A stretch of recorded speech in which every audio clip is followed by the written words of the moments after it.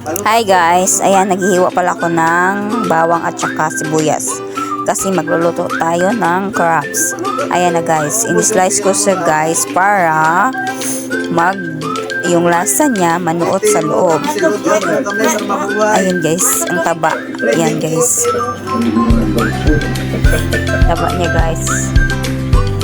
Bago ko pala yan iniluto sa margarine, wala kasi akong butter.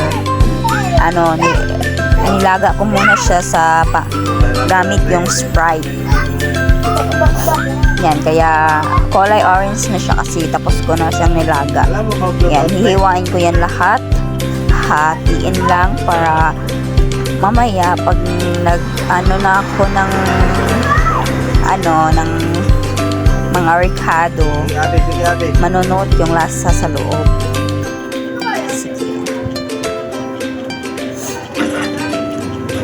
Yan, may tali pa oh. Nabili lang namin yan ng 200 pesos. Ang iba malalaki, ang iba maliliit.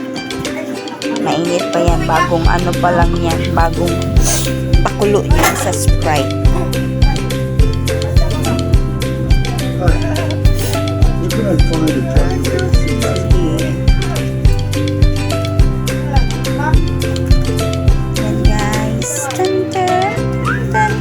Hiwain mo lang yan. Ang mukha mo.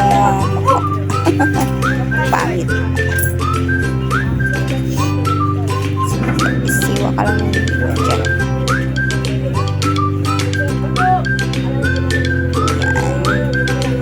Sabi ng kapatid ko, sayang daw. Bakit ko daw hinati yung ibang alaman.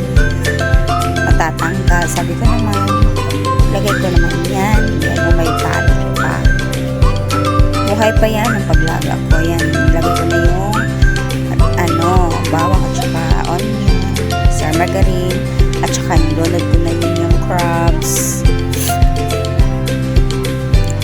Nilagyan ko pala yan ng